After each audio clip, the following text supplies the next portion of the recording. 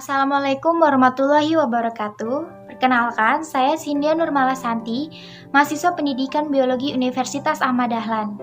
Saya di sini akan sedikit menjelaskan mengenai tata cara penanganan limbah praktikum di laboratorium dan PPE atau Personal Protective Equipment. Dengan nama lainnya adalah APD, alat pelindung diri ketika kita sedang berada di dalam laboratorium. Mau tahu lebih lanjutnya, simak video ini sampai selesai ya.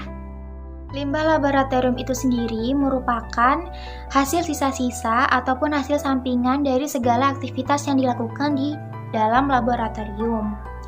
Kemudian, tujuan dari penanganan limbah ini untuk mengurangi resiko pemaparan limbah terhadap kuman yang dapat menimbulkan penyakit ataupun patogen yang mungkin berada di dalam limbah tersebut. Penanganan limbah laboratorium itu sendiri berdasarkan sifatnya dibagi menjadi 3, yaitu limbah B3, limbah infeksius, dan limbah umum. Limbah B3 yaitu bahan berbahaya dan beracun, sama dengan namanya, memerlukan penanganan khusus dalam pembuangannya, karena mulai dari konsentrasinya, sifat, bahkan ukurannya dapat membahayakan kesehatan manusia dan dapat mencemari lingkungan. Contoh dari limbah B3 yang sering kita gunakan saat praktikum di sekolah yaitu asam dan basa. Dalam penanganan pembuangannya dapat dilakukan dengan cara netralisasi terlebih dahulu. Misalnya, kita menggunakan bahan yang bersifat asam dapat dinetralisasi dengan basa seperti kapur kohor, CaO, ataupun CaOH2. Begitu pula dengan sebaliknya. Apabila kita menggunakan bahan yang bersifat basa dapat dinetralisasikan terlebih dahulu dengan asam seperti H2SO4 ataupun HCl. Yang kedua yaitu limbah infeksius. Limbah infeksius ini merupakan limbah yang mengandung patogen seperti virus, bakteri, ataupun jamur yang dapat menyebabkan penyakit pada inang yang rentan. Contoh dari limbah infeksius ini adalah penggunaan bakteri E. coli yang dapat menyebabkan diare apabila sampai masuk ke dalam mulut dan tertelan. Selanjutnya, ada 3 cara yang digunakan untuk penanganan pembuangan dari limbah infeksius ini.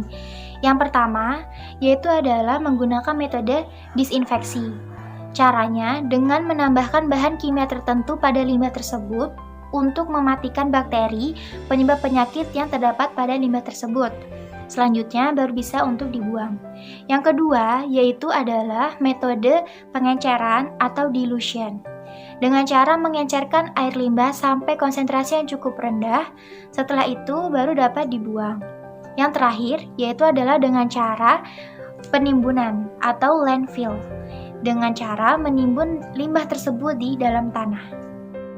Yang terakhir yaitu adalah limbah umum, yang mana limbah ini tidak membahayakan kesehatan manusia ataupun tidak dapat mencemari lingkungan.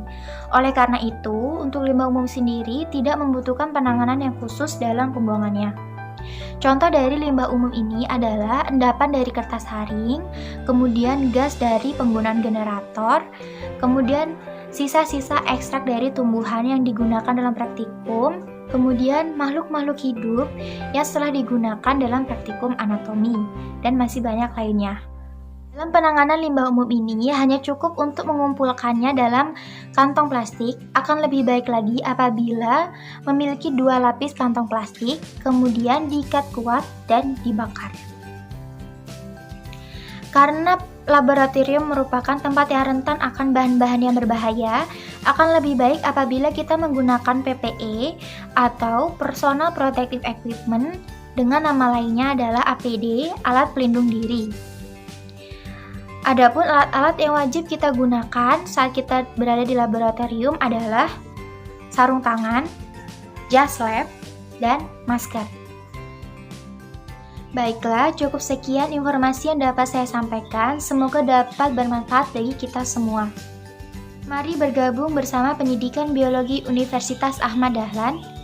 Wassalamualaikum warahmatullahi wabarakatuh.